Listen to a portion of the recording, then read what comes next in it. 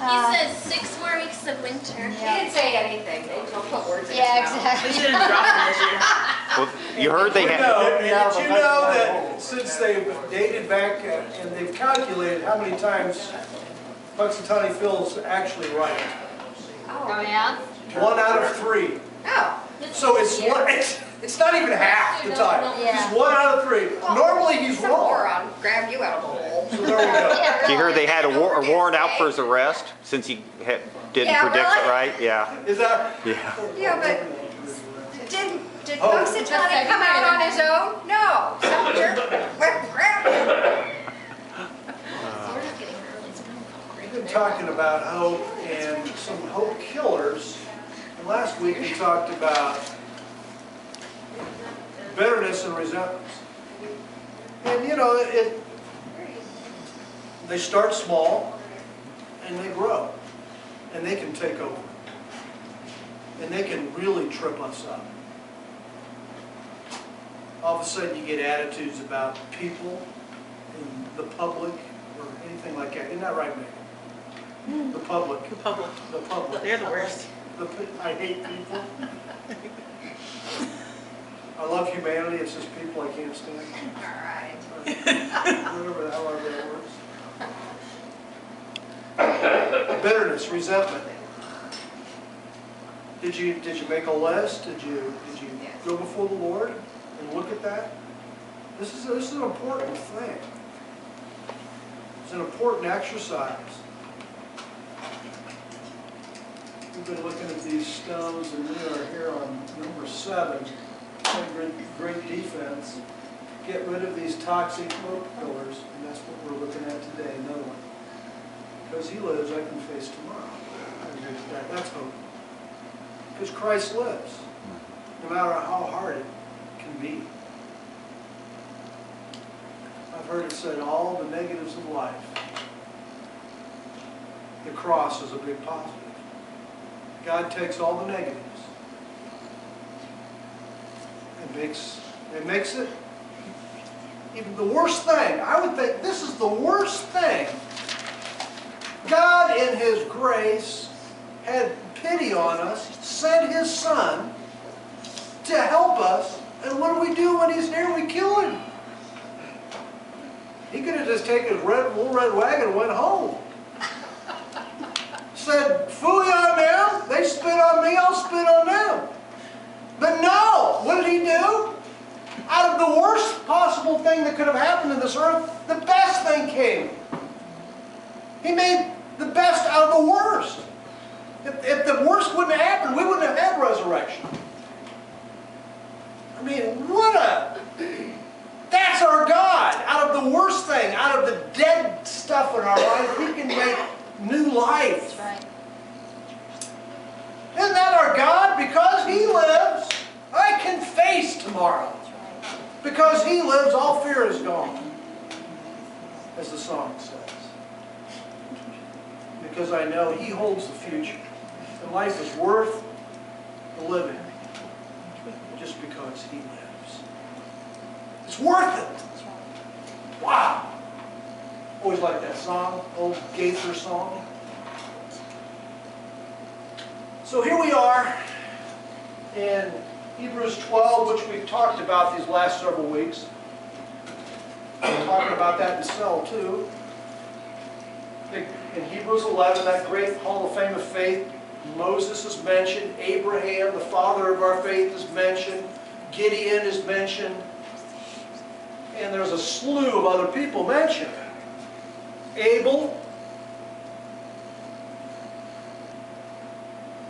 the walls of Jericho came down because of faith. And then he says, since we're surrounded by all these people have preceded us, what do we need to do? What's the one thing that we got to do? Pray? That's not what it says. Prayer's good. What do we got to do? Read the Bible? Read the Word? Well, that's good. Yeah, we need to do that. That's not what he talks about. We got to drop every weight. We got to cut off the weights, the things that are hindering us. There are things that hinder us. Resentments, bitterness are hinders us. And so that we can run the race. We need need to cut off whatever sin, whatever weight.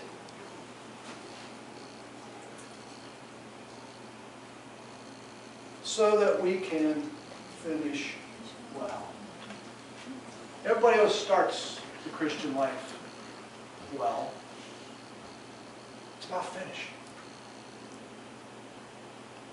Everybody always starts the diet well, at least for the first hour. It's about continuing on. That's the big deal. So stay focused on Jesus. Don't lose your focus. It's so easy to lose our focus.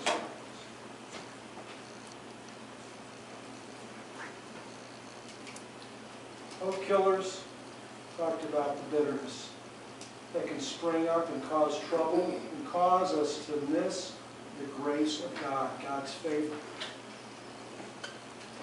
It can cause us some bitterness and resentments. So this week we're going to look at hope killer number 2, looking back, comparing and past failures. What do you do? I'm working with someone. I've worked with a number of individuals that are stuck in the past.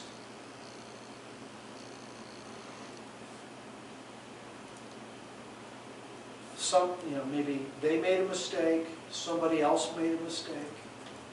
Mistakes happen, and they have a tendency to look backward as the best time of their life.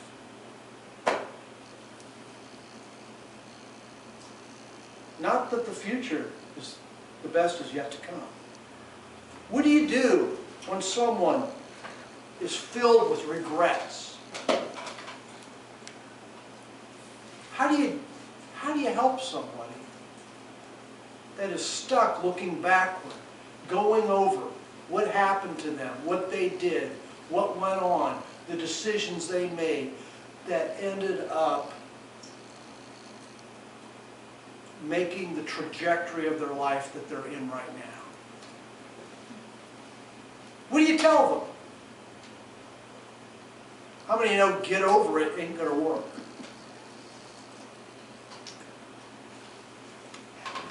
Has anybody here been stuck in those places? Looking backward? Looking at what once was? I felt stuck, but it was necessary to go there to go forward. I had to grieve the stuff to move on. Okay, grieving and being stuck are different. Well, you feel stuck while you're doing it. Okay, so what does grieving mean, and what's a proper time frame for grieving?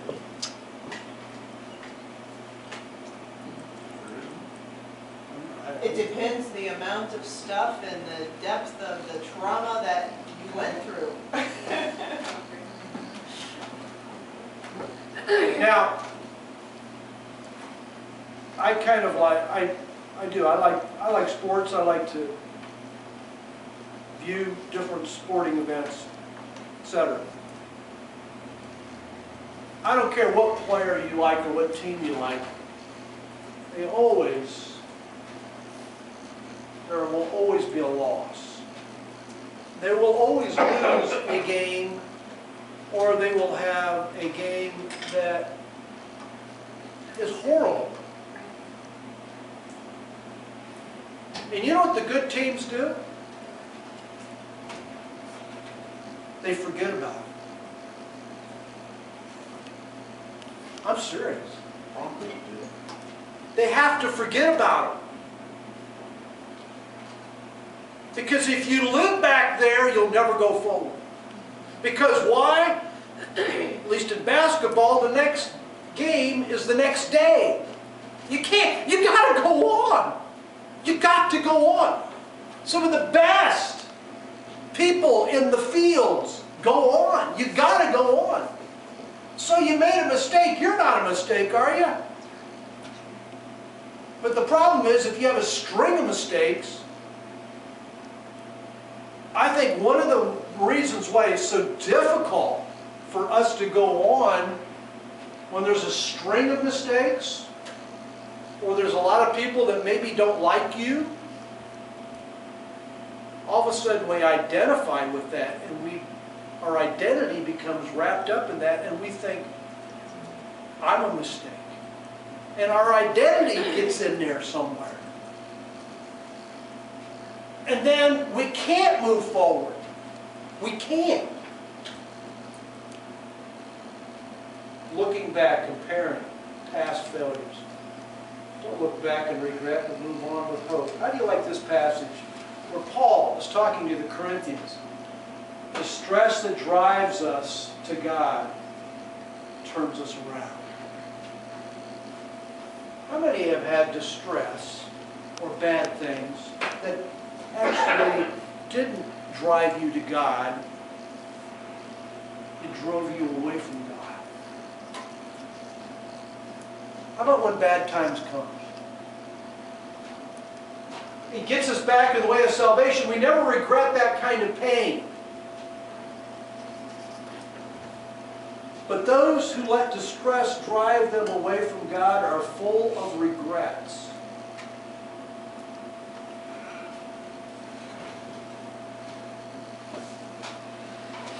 You know anybody that's full of regrets? Kicking yourself. Why did I do this? Why did I do that? Why did so-and-so do that to me?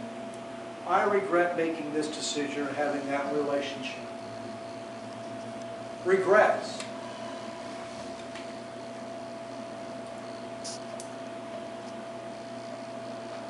Now, this verse in some translations says that if you've connected with God, the kind of sorrow that leads to repentance leaves no regret. How does that happen? You have no regrets. How many here are regret-free?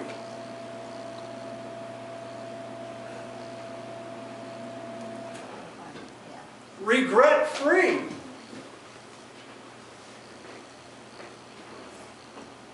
Those who let distress drive them away from God or full of regrets end up on the deathbed of regrets. Regrets have everything to do with the past, don't they?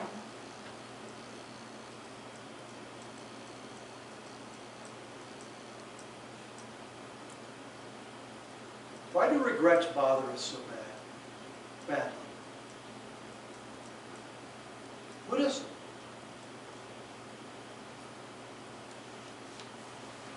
They undermine our confidence because it makes us feel like a failure. But why do we go over it? Because the enemy wants us to. Oh, okay. Because we have an enemy. Mm-hmm. And what he does is he taints our interpretation of what's going on. Our vision, our perspective gets off. And then we get into a negative framework, filled, a life full of regrets. In the NIV it says, that's sorrow that leads to death.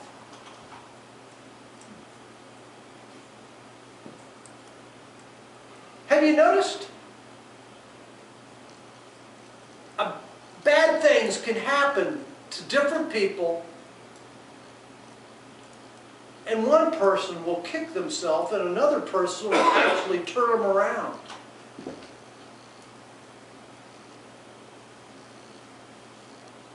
I've seen that. Have you seen that? How does that do that?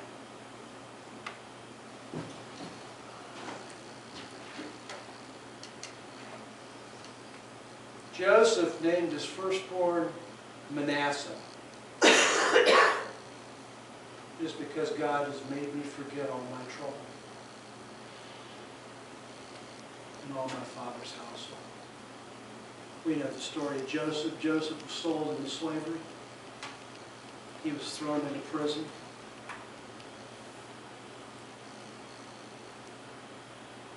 Totally rejected by his brothers. His brothers hated him. They were close to killing him.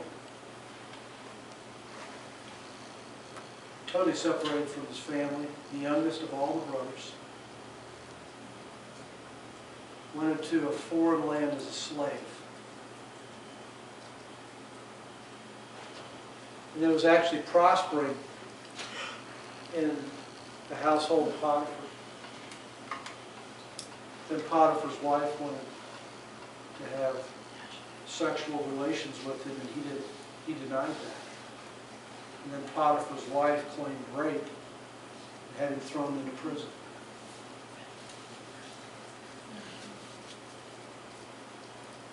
He had a lot of bad experiences there. 10 years in prison.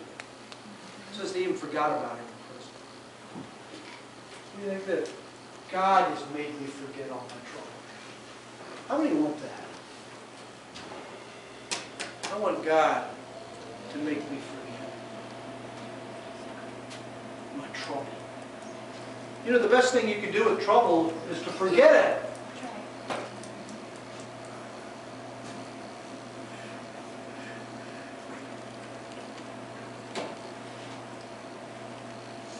Forget all my trouble.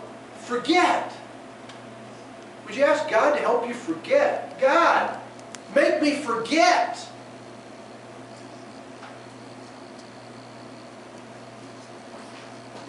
Reminds me of Herman Wright's professor. He was a Christian education professor in seminary. He told a story about these two guys fighting. They were in a ring fighting. There was a crowd there. The one guy hit the one guy very good. Oh, very bad, however you want to say it. And he went down. He sort of shook it off and stood up again, right? Fighting a little bit. And then just before the bell rang, as the saying goes, he got his clock cleaned. When the clock gets cleaned, what happens? If you clean that clock out over there, you take all the innards out of it, it just looks good on the outside. You got your clock cleaned. Anyway, he went down, the bell rang, and he just sort of went over to the side there. And his trainer put a stoop down, said, "Man, he really got you really good, you know." And he says, "Who are you?" "What do you mean who I am? And why do I have these funny looking gloves on my hands?" It's definitely clean. And they had to call the fight. Why? Because he lost his memory. Because the way we operate in the present, and this is what Herman said, the way that we operate and conduct our relationships and fight and make decisions has everything to do with our memories and what we remember and how we process things.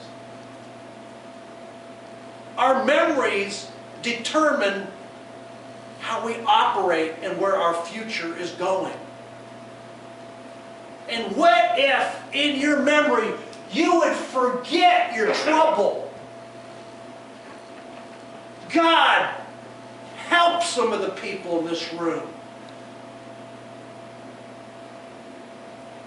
We're stuck in the past. We're stuck in our old ways. We're stuck in our old regrets. We're stuck in our old relationship. We're stuck because we think whatever happened in the past has ruined our life. Your past does not determine your future. Your memory does.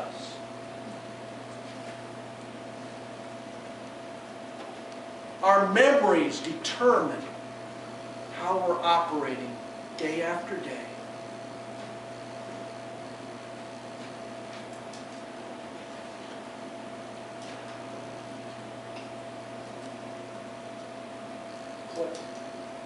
Click. Click. Obey. Click. Click. Okay. All right. We're good.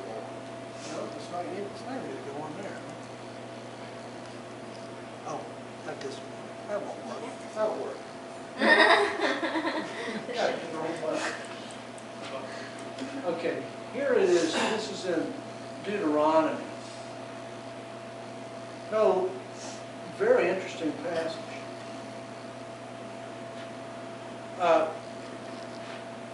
Hit enter after I'm done here.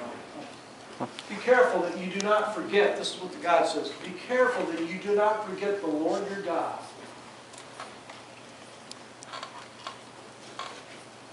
You know, sir, how come sometimes we forget the right stuff? And we remember the wrong stuff? Have you ever been here? You forget the sweetness of God. You forget what it means to pray. You forget calling out on His name. You forget who He was. You forget what He's done for you. You forget where you would be without Him. And Moses here is talking to the children of Israel. Don't forget how the Lord got you out of the land of slavery and bondage in Egypt. Took you on dry land through the Red Sea. And don't forget that He led you in the desert and brought you into the promised land. Don't forget the Lord your God, failing to observe His commands, His laws and His decrees I'm giving you this day. Otherwise, when you eat and when you are satisfied, have you been here? When you eat, and finally, I got a good meal now. We're eating in the desert. We don't have to have manna for 40 years anymore. When I eat and when I'm satisfied, and when you build your fine houses and settle down, and all of a sudden things happen, what do you say? And when your herds and flocks grow large, and your silver and gold increase, and all you have is multiplied, then your heart will become proud. You forget the Lord your God who brought you out of it. Your heart becomes proud. See? We know what we're doing. We have it together. I'm smart. I'm wise. I made all the right decisions. That's why I'm in the place I'm at. Because I made the right decisions. Right? I figured it out. I'm just a little better than other people. Remember, He led you through the vast and the dreadful wilderness, that thirsty and waterless land with its venomous snakes and scorpions. He brought you water out of a hard rock.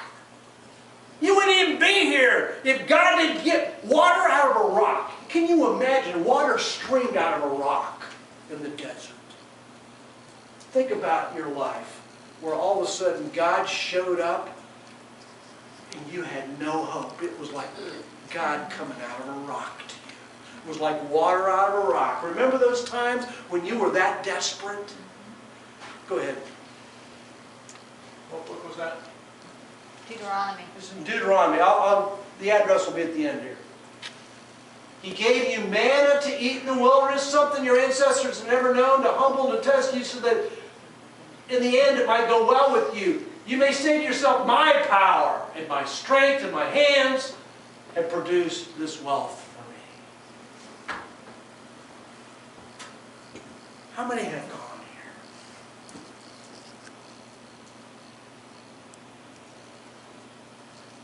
We forget our memories. A lot of life has to do with our memories. How we process life. Keep going.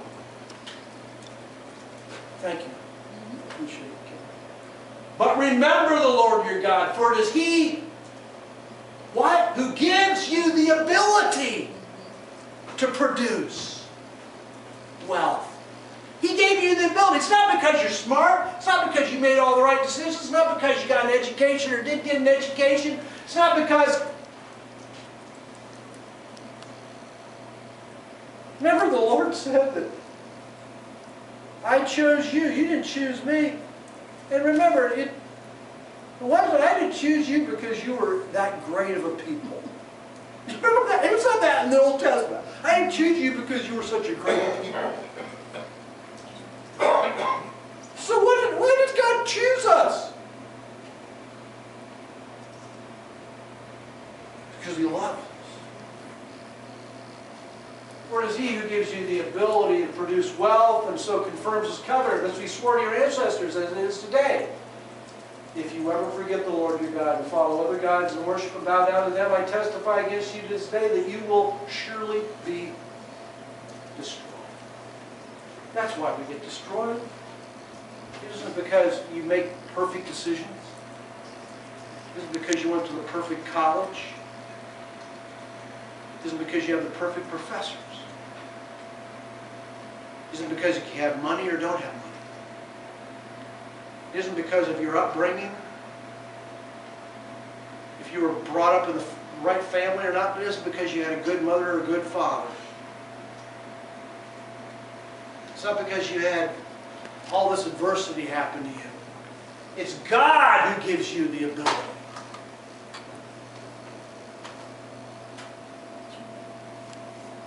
Remember. Remember where you were. What would you be today if you didn't know Jesus? Where would you be? I don't know if I'd be alive.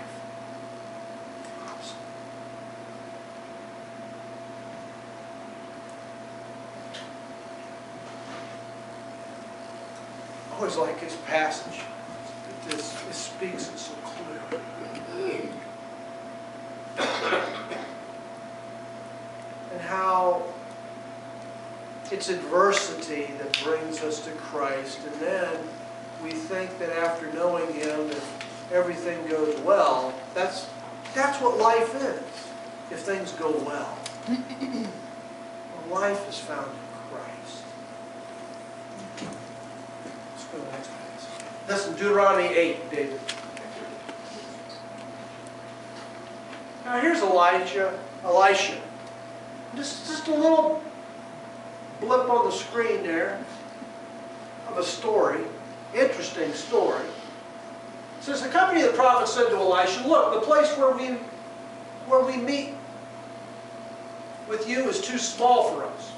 All right, we need a bigger place. Let's go to the Jordan where each of us can get a pole and let us build a place there for us to meet. All right. And he said, go. And one of them said, won't you please come with your servants? I will, Elisha replied. Hey, let's keep up. Like I said, this is a blip of a little story. 2 Kings. And he went with them. They went to the Jordan and began to cut down trees. As one of them was cutting down a tree, the iron axe head fell into the water. Okay, the axe head is... Now the axe, I'm a simple guy. The axe is two parts. There's normally the wood part, and then the head, which is the axe head. Now the wood normally floats. The axe head does what? It sinks. Okay, and the axe head is symbolic of power.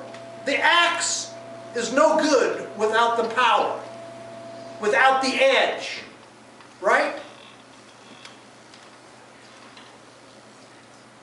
God is the power in our life.